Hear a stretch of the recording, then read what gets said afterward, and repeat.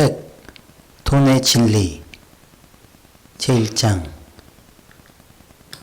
부자처럼 돈을 대하는 방법 제2장 돈이 들어오지 않는 사람들의 공통점 제3장 눈앞에 닥친 문제가 주는 좋은 신호들 제4장 성공에 대한 믿음 제5장 운이 좋다고 믿으면 좋아지는 운.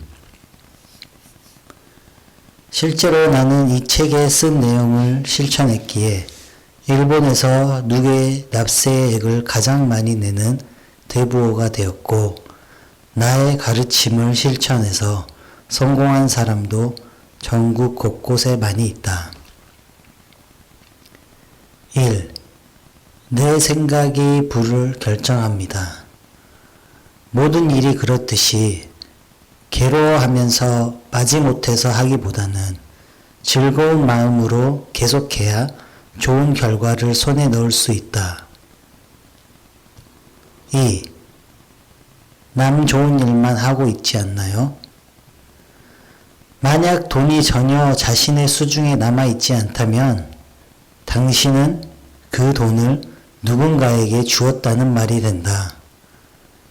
집주인이나 슈퍼마켓 명품 매장을 위해서 일하고 있는 것이나 매 한 가지로 사회의 노예나 다름없다. 어른이나 아이나 할 것 없이 돈을 주면 좋아한다.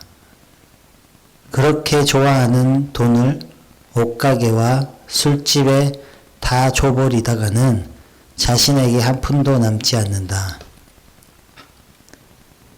3. 지혜와 인내가 자연스레 불을 끌어당깁니다. 사람이 태어나면 누구든지 그 앞에 시련과 고난이 준비되어 있습니다.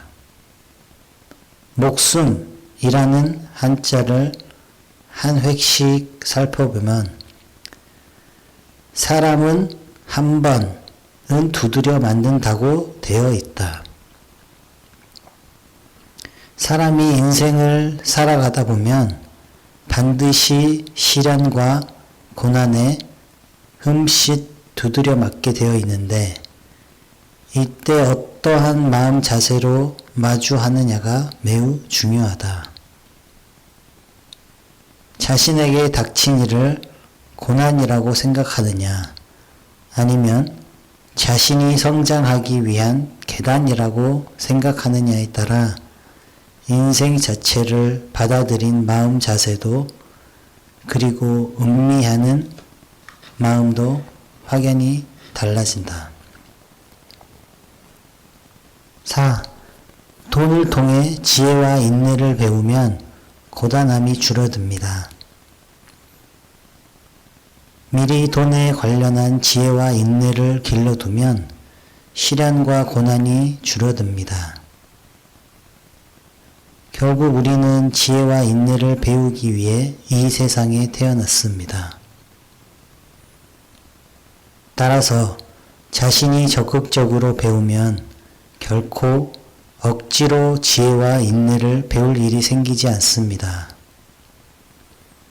하지만 스스로 지혜와 인내 배우기를 게을리하면 시련과 고난이라는 형태로 나타나 가르치려고 할 것입니다.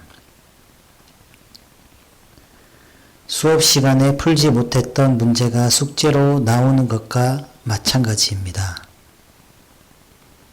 예습을 철저히 해두면 수업 시간에 충분히 이해할 수 있고 성적도 잘 나옵니다.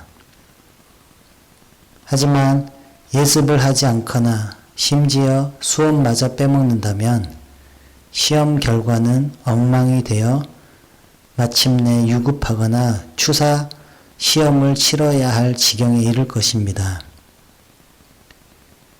이와 마찬가지로 돈을 통해 적극적으로 지혜와 인내를 배우면 시련과 고난이 닥쳐 강제로 배워야 할 필요가 없어집니다. 신은 우리가 지혜와 인내를 갖기를 바랍니다. 일할 때 지혜와 인내를 기르면 신은 내 편이 되어준다는 것이 내가 말하고자 하는 이론입니다. 신은 우리에게 돈을 추구하는 욕심을 불어넣어 주었습니다. 그 욕심이 있기에 사람은 적극적으로 지혜와 인내를 배우려고 합니다. 결국 욕심도 신이 준 사랑입니다. 지혜를 늘리는 방법은 여러 가지가 있습니다. 책을 읽는 것도 한 가지 방법입니다. 책에는 선인들의 지혜가 무수히 담겨 있습니다.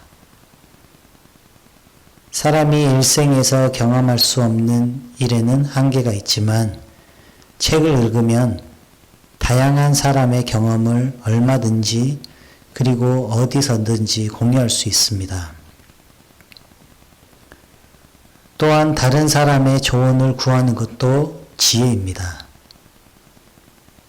단, 의견을 물을 때는 누구에게 묻느냐가 중요합니다. 생선에 관한 지식이 필요한데 채소 장수에게 물으러 가는 건 잘못된 방법이라는 것은 누구나 알고 있습니다. 정말로 지혜가 있는 사람은 자신에게 득이 되는 일만을 생각하지 않습니다. 자신에게도 좋지만 상대에게도 좋은 일이야말로 정말로 좋은 일입니다. 5. 돈이 모이면 자신감도 늘어납니다. 공부만 파고들어 얻을 수 있는 건 지식뿐입니다. 제 아무리 머리로 공부를 해도 진정한 자신감은 붙지 않습니다. 용기를 내어 실제로 해보지 않으면 자신감은 솟아나지 않습니다. 수영에 관한 책을 많이 읽는다고 해서 헤엄칠 수 있는 것은 아니지 않나. 방대한 지식을 갖고 있으면서도 출세하지 못하는 사람은 배짱이 없어서입니다. 하지만 용기가 없는 사람도 부자가 될 수 있습니다. 손에 들어온 돈의 10%라도 저축하면 돈은 모입니다. 다만 장사를 하려고 결심했다면 용기가 필요합니다. 카페를 경영하고 싶다고 해서 아무리 카페를 연구한들 할 수 있는 게 아닙니다. 가게를 열고 직접 부딪혀 일하면서 배워가는 수밖에 없습니다. 용기를 갖고 행동할 때 비로소 단순한 지식이 쓸모 있는 지혜로 바뀝니다. 모두 돈을 좋아하지만 돈에 사랑받지 못하면 소용이 없습니다. 아무리 내가 돈을 좋아해도 돈이 나를 좋아하지 않으면 내게 오지 않습니다. 일하기 싫어하는 태도가 돈을 적으로 만듭니다. 인간관계에서도 싫어, 싫다고 하고 말하면 상대가 기분 좋을 리가 없으며 상대도 역시 말한 사람을 싫어하게 됩니다. 돈이란 일을 하니까 수중에 들어오는 것입니다. 그 일이 나를 싫어한다면 돈은 들어오지 않습니다. 일이 힘들다는 건 알지만 그렇지만 일을 싫어하면 돈도 나를 싫어하게 되기 때문입니다. 그러므로 일이 아무리 고되고 힘들어도 우선은 난 내 일을 정말 좋아해 라고 소리내어 말해봅시다. 누군가가 무엇을 좋아하세요? 라고 물으면 일을 가장 좋아합니다. 라고 대답해보자. 그렇게 하면 일도 나를 좋아하게 되고 나도 점점 더 좋은 일이 좋아져서 결국 돈에도 사랑받게 됩니다.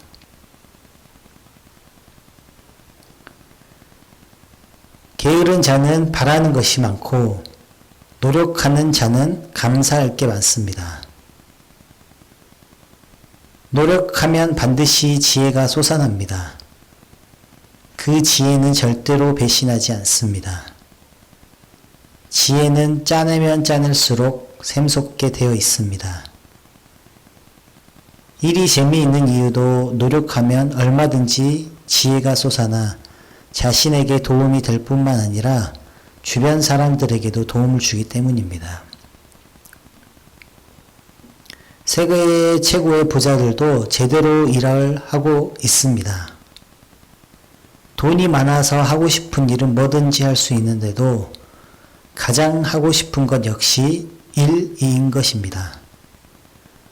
사실은 일이 가장 즐겁습니다. 따라서 만약 복권에 당첨되면 일을 하지 않겠다고 살겠다는 사람은 일의 본질을 깨닫지 못하는 사람입니다. 돈이란 버는 것도 중요하지만 사용하고 유지하는 방법을 모르면 오히려 불행해집니다. 운을 끌어올리는 방법. 어떤 사람이 운이 좋을까요? 바로 항상 웃는 사람, 그리고 매사를 긍정적으로 생각하는 사람입니다. 사고방식이나 행동을 바꾸기만 해도 운을 한껏 끌어올릴 수 있습니다. 나는 운이 좋아 라고 생각하면 정말로 운이 좋아집니다. 생각한 대로 됩니다. 당신이 하는 말은 당신을 행복하게 하기도 하고 불행하기도 합니다. 그뿐만 아니라 주위를 행복하게도 또는 불행하게도 합니다. 어머니가 그 이치를 알고 있으면 자신은 물론 자녀와 남편도 행복하게 할 것입니다. 자녀의 걱정을 해서는 안 된다는 뜻이 아닙니다. 다만 걱정이라는 두려움의 파동을 내뿜기보다는 잘 될 거야 하는 사랑의 파동을 만들어내는 것이 중요하다는 의미입니다. 그러면 부모가 내보내는 사랑의 파동을 받아 아이들도 사랑의 파동을 갖게 됩니다. 사람의 생각에는 에너지가 있습니다. 기왕 생각할 거라면 불안해지는 일을 생각하기보다는 오늘이 그리고 내일이 즐거워질 수 있는 일을 생각하는 것이 좋습니다. 감사합니다.